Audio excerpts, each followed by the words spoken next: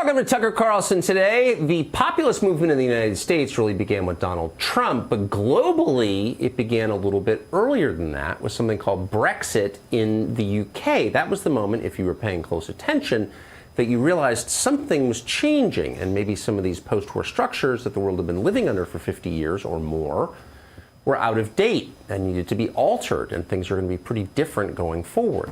Now, the person who drove Brexit in the UK and really had his finger on this change that was happening before a lot of people in this country is called Nigel Farage. He's the former leader of the UK Independence Party, and we thought now would be a good time to get his assessment of where we stand. He joins us in studio. Nigel Farage, thank you so much. Delighted. And yes, I was the first populist. I mean, the Tea Party, they're newcomers. I was doing this back in the early 90s. Well, but you were the first person to kind of pull it off. I mean, the one thing that every system hates is populism, because it's a corrective, clearly. I don't know if it's an enduring movement, but it's a reaction against things that aren't working. And there have been a lot of populists in our country over the years. Ross Perot, most famously ran twice, Pat Buchanan, but they were sort of cast aside. And then most Americans had never heard of you, come up with this idea or back this idea to remove the UK from the EU, and you actually pulled it off. Yeah, I guess what the advantage we had, it was a very clear, simple prospectus. Yes. We joined something called the European Union, a political union. We'd effectively become a province of this new globalist structure. So the idea that we want to leave, it was a very clear yes or no decision.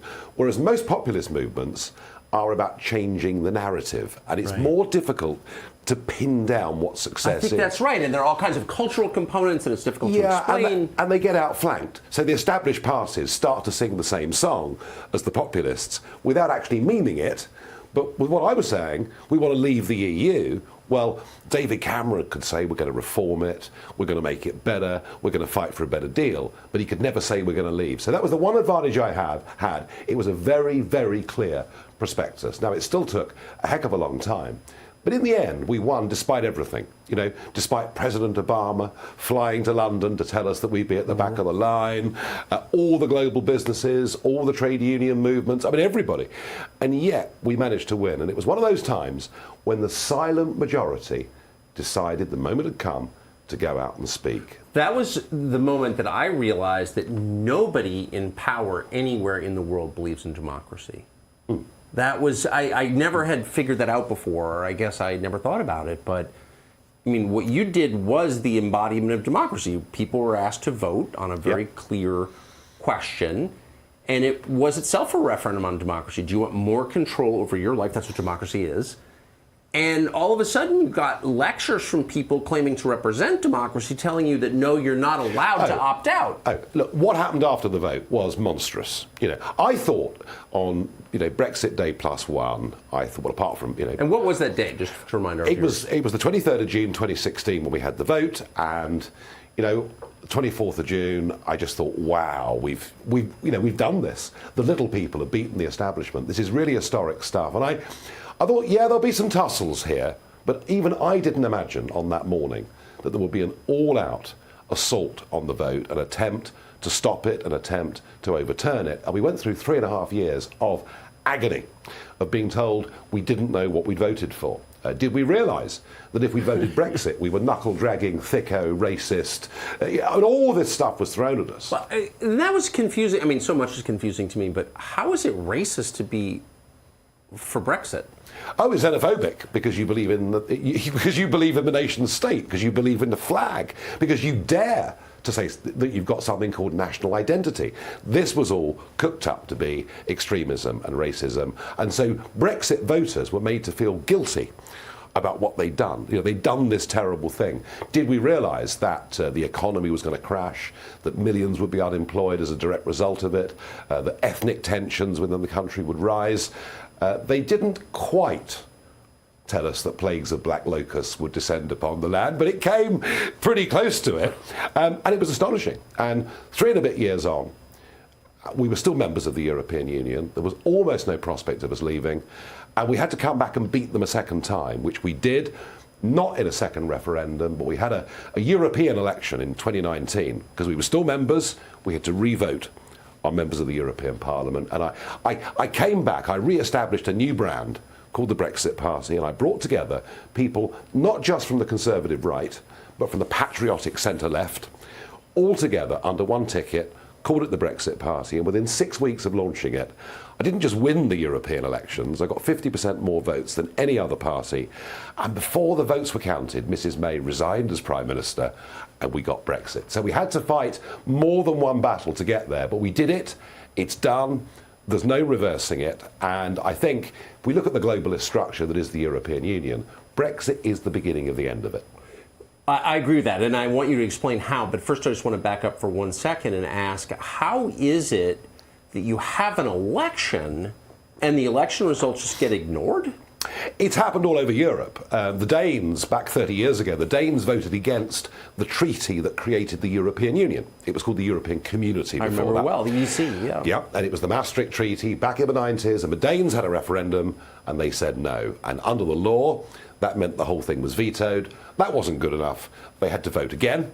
And basically they had to vote until they got the right result. But that's not democracy, No, is I it? know. And Ireland was the same. The Irish voted against another massive transfer of powers from nations' capitals to the bureaucracy in Brussels. And the Irish voted no, forced to vote again. And that had been the whole history of the European Union.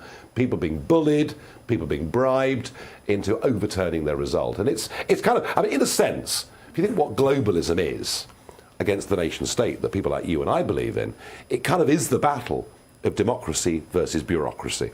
That's what it's all about. But what's so interesting in this stealthy and incredibly aggressive way, the defenders of bureaucracy against democracy are the very first ones to lecture you about how they're defending democracy. How do they get away with that? Yeah, well, they get away with it, of course, because so much of mainstream media allows them to do it and allows them to be unchallenged in those views. I mean, that is what is so frustrating, is that, the big... And don't forget, over in Europe, most countries have a state broadcaster. You don't have it here in the USA. Right. But the state broadcaster... We have something called National Public Radio, but... Yeah, but it kind of... who cares? It isn't that relevant. I mean, the BBC is a major outputter of radio programmes, television programmes, and that's replicated right across the whole of Europe. So if you've got a state broadcaster pumping this stuff out and echoing what are, frankly, just sort of Orwellian distortions of the truth, it's not easy to break through. But it can be done. And that's what Brexit proves. Brexit proves we can beat globalism. Brexit proves we can actually get democracy back into our lives, where we directly, vote for those people that make the big decisions about our future, and then we can fire them once every 4 or 5 years. So Brexit is, I think in historic terms, and you began this introduction by talking about the post-World War II order that had been built, had been consolidated, and they get together at Davos every year and pat each other on the back and all the rest of it. And Brexit is the first big fight back against it. Trump winning in 2016 was a part of that. And I think, we'll look back in years to come and we'll see the Biden administration. Actually, the Biden administration is the aberration, not Trump winning in 2016. I think that's very, very true. This is not the beginning of some new era. This is the end of something. That's what I think, yeah. And their hysteria betrays that. Because they know it. They know it. They know it. They know the game is up. Now, what they have to do, what the other side have to do is to make the silent majority, just ordinary folk, who go about their jobs and bring up their families and pay their taxes and obey the law and live their lives. What the other side have to do, they have to demotivate the silent majority into thinking there's nothing they can really do to make things change. And what we have to do, because we've got other battles than fighting globalist structure. I mean, we're actually engaged now, I think, in a battle for Western civilization, because everything is under attack. Our Judeo-Christian culture, which frankly underpins almost everything that our countries have ever stood for over these long centuries, our rights of free speech, our rights of freedom of association, our hope that our children are taught critical thinking. They're taught there are two sides to an argument, and each of them have their own merits, and you as an individual make your own mind up what you think. All of that is very much under assault. You know, you can call it the rise of woke, call it the rise of cancel culture. What it is, it's the virus of Marxism. It's the virus of Marxism. It's an attack on our civilization, for sure. A complete attack on our civilization. And so that is the great battle that we're fighting now. And you can call it culture wars, you can call it what you will. But, and this is the big lesson from Brexit, and something that America, I want to take to its heart, because frankly, if America falls, the whole of Western civilization goes. Yes. This is where the battleground is now, for all of the values that I've just articulated. And you've only got to study the polling to realise that half of Democrat voters, in fact more than half of Democrat voters, don't want their kids to be taught critical race theory, don't want their kids to be taught America is evil, America is awful. Actually, well over half of Democrat voters are proud of American history, proud of what their granddaddy did in World War II or whatever else it may be. And so what we have to do is we have to mobilise that silent majority and say to them, just agreeing with us isn't enough. You've actually got to get up off your backside and make some kind of contribution. And whether that is standing for a school board, which you'd never thought in your life of doing, but you'd allowed the activist left-wing parents to do, you know, because very often the more conservative-minded parents, you know, they're busy working long hours, they've got big mortgages to pay, whether it's getting involved with politics at precinct level, whether it's volunteering to put leaflets through doors, make phone calls, whatever it is. If we can mobilise the silent majority, we can make them believe that we can win the battle against all of this, then we will. I look at it, I agree with everything you said, but I look at it a little bit differently as an American. I mean, I look at the UK, at England, as the place from which we imported our culture, our legal system, a lot of our most basic traditions, certainly understandings of civil liberties, almost wholesale. I mean, basically, we just took the English system, codified it, and created a new country. So when I look at the UK and see people going to jail for expressing unpopular opinions, it really bothers me a lot. Yes, I mean, we don't have that First Amendment right because we've never had a codified constitution before. But that idea comes from you. I know. No, that's where we got it. What you guys did, you took all the best bits. Yeah, and we wrote them down, thank God. Yeah, you took all the best bits and wrote them down, and we kind of prided ourselves on not needing a written constitution. We prided ourselves on that, and now we realise without it, we're quite vulnerable. And I'm now very much in favour, in post-Brexit Britain, of us now having a codified written constitution so that these freedoms can't get taken away again. Do people you know who live there, used to live there, are they worried about the state of civil liberties in the UK? Less than they should be. I mean, that's the honest truth. You know, the honest truth about civil liberties is you only really start to worry about them. You know, if it's the next door neighbour that gets affected, well, that's very unfortunate. Yes. But, you know, we've got a very nice spread prepared for Christmas Day. And, and the kids are doing well at school, so we're just fine. So, you know, people start to worry about this stuff generally when it starts to impinge upon them. Orwell, who was obviously English, but really loved England and wrote movingly about its culture. But one of his criticisms of it was that probably because it's an island, there is a kind of conformist instinct. Yes, there is, and there is, and we've seen this through COVID. I mean, we've seen lockdowns. You know, for argument's sake, the concept of lockdowns in what I've always thought to be liberty-loving England. Yes. And you look at the opinion polls, and 68% support lockdown, or 70% support lockdown. And, you know, those of us that don't, or those of us that are questioning as to how we do this, have found ourselves in a minority. We've been about a third of the population who've been questioning. The rest have gone along with government. So, is there a rural-urban divide in these? Yeah, there is. I mean, generally, the people in the cities are far more towards the liberal left politically, and far more believers in the state provides. You know, the state provides benefits, the state provides free this, the state provides free that, and in return we have to conform to some rules. Whereas you go to small town or rural England, where people are more self-reliant, and they don't want state handouts, but equally they don't want to be told by the state how they can live their lives. So there is a divide in that. Look, I've been alarmed by it. I've been alarmed by the extent to which too many people have been allowed to see our liberties slip. But I think there's a point about the British, and perhaps the English in particular, is that they can be very complacent about what's going on until they finally snap. And when they finally snap, there is a terrific sense of resolve. And I think all through history, we've seen that. I mean, you could certainly say in the 30s, when the warning signs of what was happening in Germany and then happening in Austria, those warning signs from 1935, 36 were clear, actually, for anyone that wanted to see. And they were. We had a guy called Churchill who kept sort of, sounding the bell and sounding the alarm, and people chose not to believe it. And the population at large didn't want to believe it. No.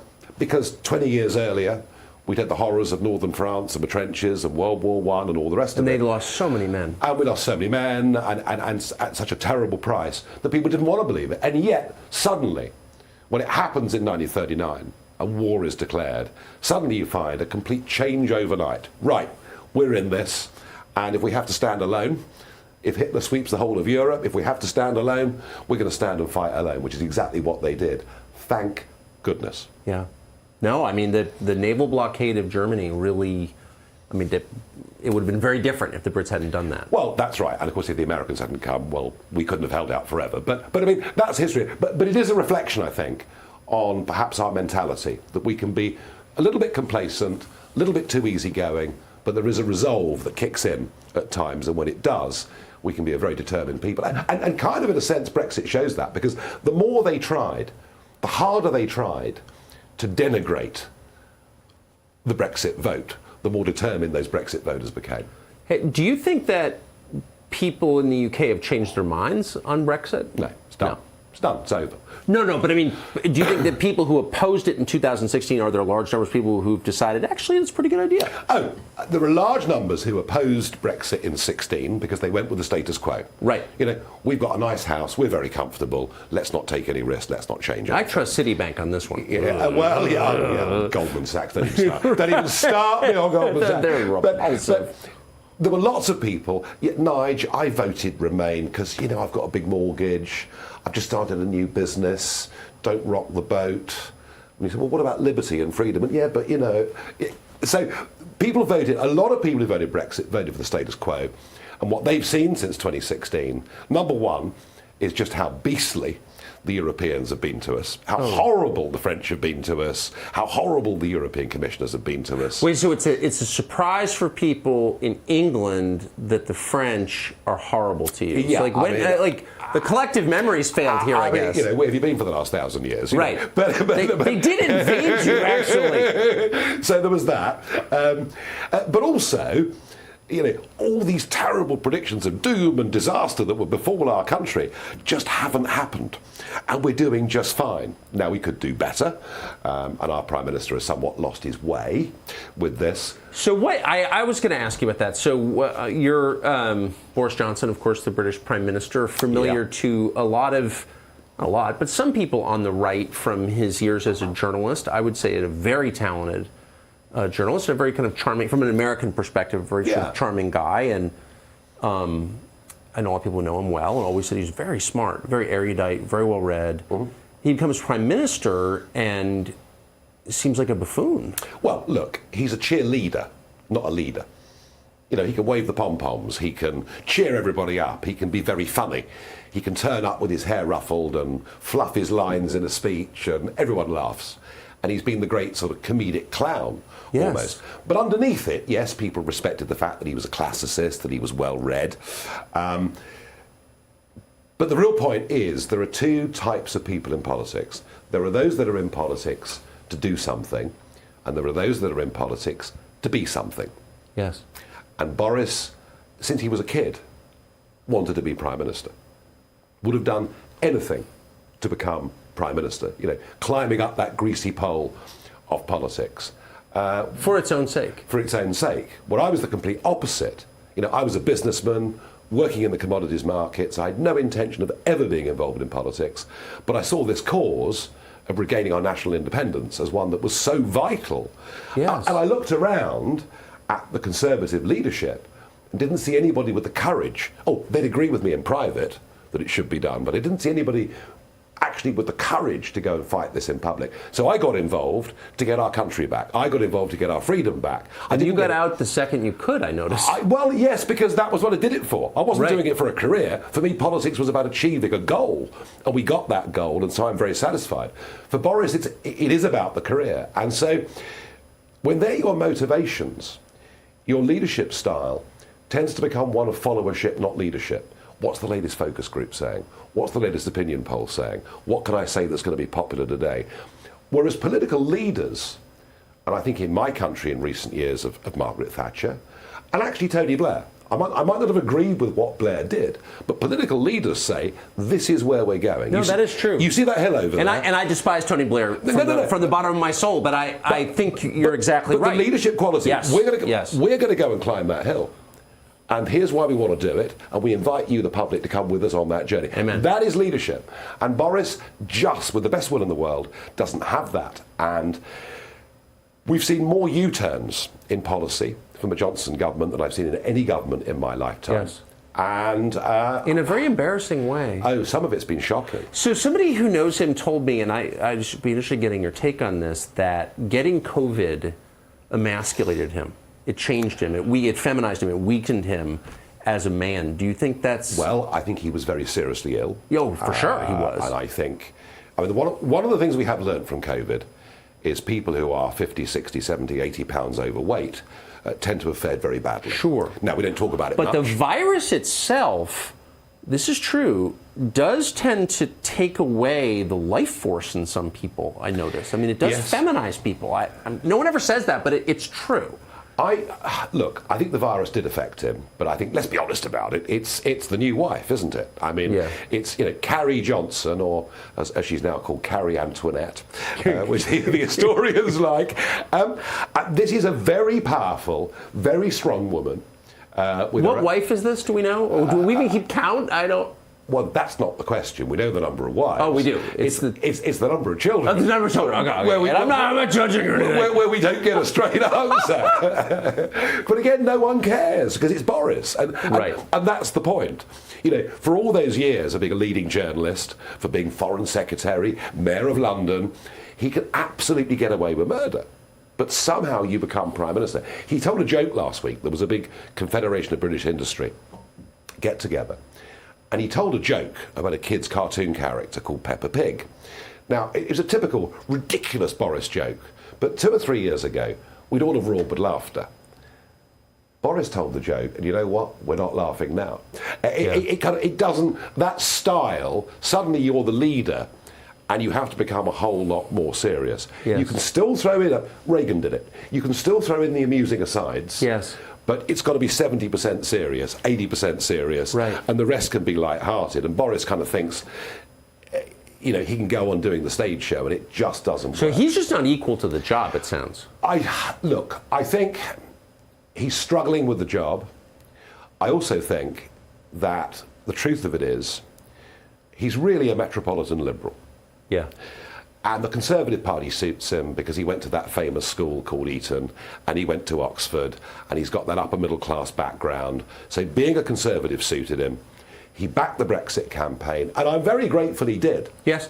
I'm very grateful he did, because he definitely bought us an extra 3, 4, 5% that we needed. Nigel Farage couldn't win this on his own. Right. I had to have some Conservative figures and Labour figures to help get it over the line.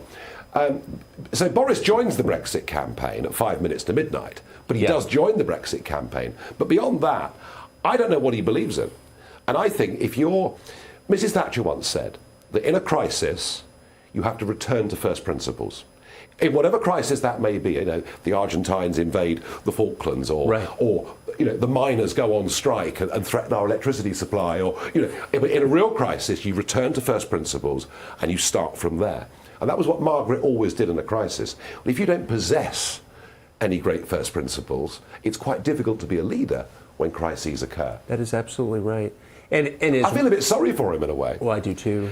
In a way, I do, because he has added to the joy of the nation over the years. He backed the right side at last, in the end, in the historic battle for our independence. So there's a lot to like about him. but he's just he's just not a leader. Some of us had such high hopes. Yeah, I know. Well, I think Donald Trump was one of them. Yeah. I think Donald Trump thought, here's this British guy that's got real spirit. He's really going to do stuff, and it's kind of just not happened. So you look at the United States from across the Atlantic, and what do you see right now? Well, Tucker, I look at it a bit more closely than that. I mean, my first job working in business in 1982 was with the famous Drexel Burnham Lambert of Wall Street fame. Oh, yes. Really? Yes. Oh, in New yes. York? No, I was in the London office, and you walk through the front door, and there was the company motto above the front desk: no guts, no glory. I mean, you can't make this stuff up, can you? It was a different And time. of course, I used to travel in the late 80s onwards to America. So I worked for Drexel for many, many years. Then I worked for Revco, who were Chicago-based, Yes. biggest futures commission merchants in the world. And I was at Revco for 9 years. So nearly the entirety of my working life was for American companies. So I've kind of been a commuter across the pond since about 1988. Then I get into politics, and suddenly I'm involved in the populist movement. So I've got Tea Party friends, and I've got, people that I'm starting to work with and talk with, and I begin to appear on Fox now and again on programs. And then Trump comes along and says, Nigel, please come and help us, please get involved in the campaign. So basically, the whole of my adult life has been a semi-transatlantic existence, all right? So I don't look at America. I know I'm a foreigner, I get that, but I don't look at America. I don't feel particularly foreign when I'm here. I feel I have some kind of stake in it. I also think that, much as we were, in a sense, we were the people that kind of founded America and gave it the basis for its constitution and everything else that we've discussed. Literally the people. Yeah, literally. Yeah. I mean, we were the mother country to America. Yes. But America is now the mother country to the entirety of the English-speaking world. All right? So what happens here matters to me massively. And I genuinely think that whether we talk about film or art or literature or music or whatever it is, our cultures are more closely intertwined today than they have literally ever been. I've even noticed the accents. Americans don't sound quite as American as they used to. No, they don't. Brits don't sound quite as British as they used to. And that is through music, that is through art. I did have to laugh in the election campaign last year. Trump was flying around America on Air Force One, doing these rallies at all these different airstrips around the country.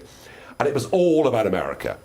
Those three beautiful words, made in the USA, everything was American, American, American. And one of the great features of Trump, as the plane was coming in, was the music. And what was he playing? At these all-American rallies, David Bowie, Phil Collins, the Rolling Stones. The Rolling Stones. I mean, so you see what I mean? So our cultures are very closely intertwined. Those all seem like American groups to me. Well, there you are.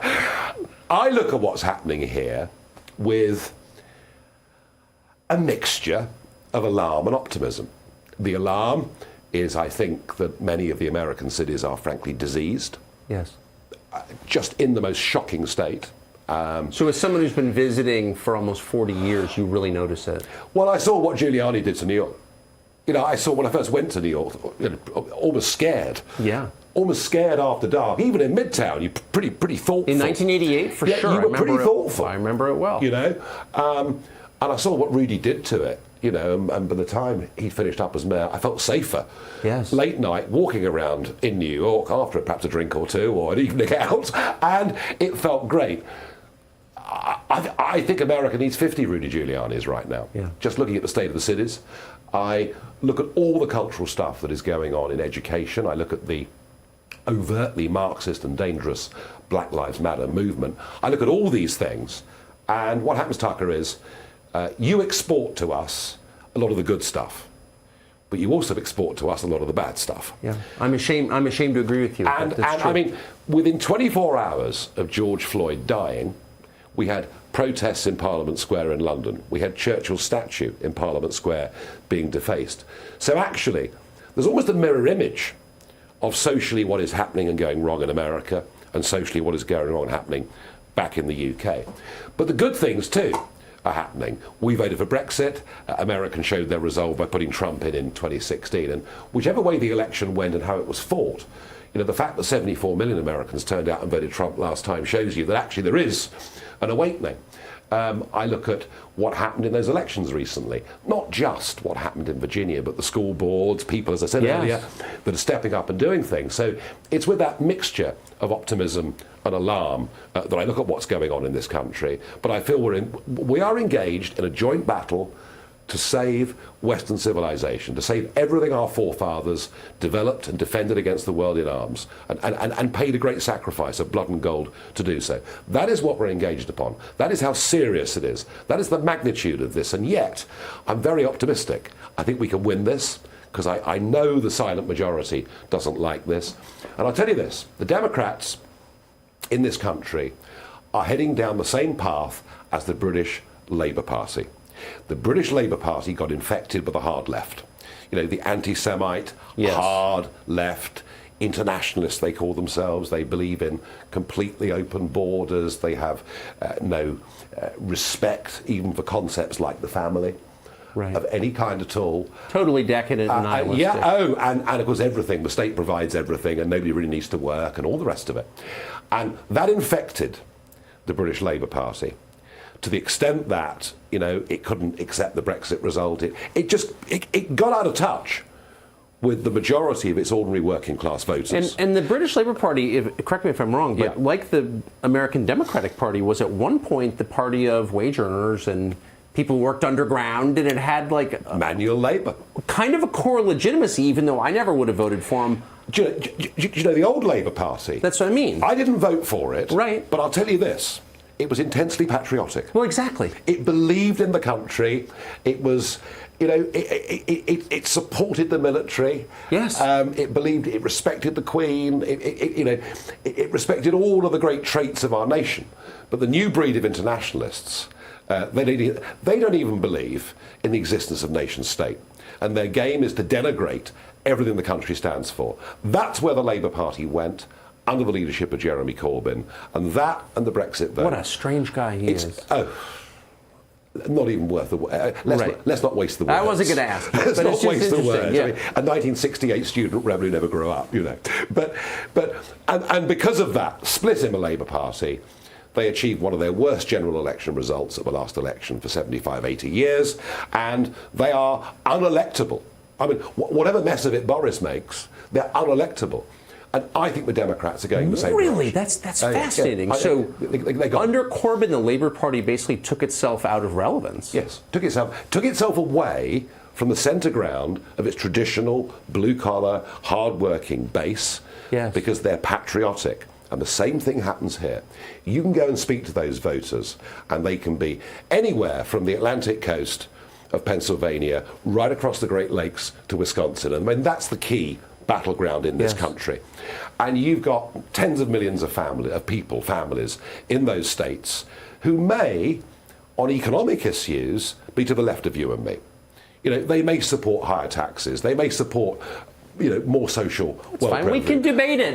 These are debatable issues. But they believe in America. Exactly. They believe in the flag. They want their kids to be brought up being proud of American history and what it represents and what it is as a beacon for freedom, not just here, but in other parts of the world. And against that, you've got a Democrat Party with a very weak leadership, that is becoming increasingly beholden to the Squad and the AOCs of this world, who basically don't like America. Right. So I think the opportunity here is phenomenal. Now, that's not to say that the Republicans haven't got their difficulties. They do, yeah. And they do, and political parties always do. We have many Boris Johnsons in the Republican Party. I know the rhinos. Unfortunately. Yeah, I know. I mean, I've met, nearly all of your Republican senators and many of your House members, and I mean, plenty of them are perfectly nice people, but they're not really conservative in any way at all. Right. But those battles always exist within parties. But the opportunity for republicanism to try and recapture that concept, that very American concept of aspiration. Yes. Of people who want their kids to do better than they've done, people who want their kids to get a lift up in society through good education, through all of those things. I see that opportunity here absolutely clearly, and I think if the Republicans get this even half right, I think they're going to come storming back in the next 2 or 3 years. And I just hope they've really got a positive agenda and where we start to encourage entrepreneurship again. We've forgotten about this. The big corporates have become so big that they dominate the political thinking, actually of the right and the left. I know they do. In many, many ways. And yet, if you really study where genuine growth in an economy comes from, it doesn't come from half a dozen giant corporations. No. It comes from millions of men and women setting up their own businesses, taking risks, borrowing a bit of money from the bank, getting going, making profits, employing people. That's where real, genuine, solid, underlying growth comes from in an economy. And I kind of think on both sides of the pond, we've almost forgotten that. There's been nobody in our Conservative Party at the leadership level speaking for the little guy, speaking for the little woman. I think Trump was beginning to speak for those people, and I think some of the supply side reforms that got put in place, where the state had a sensible governor that was pro-business and pro-enterprise, show the way forwards. I just want to see the Republican movement grip that, embrace that, and it's very interesting.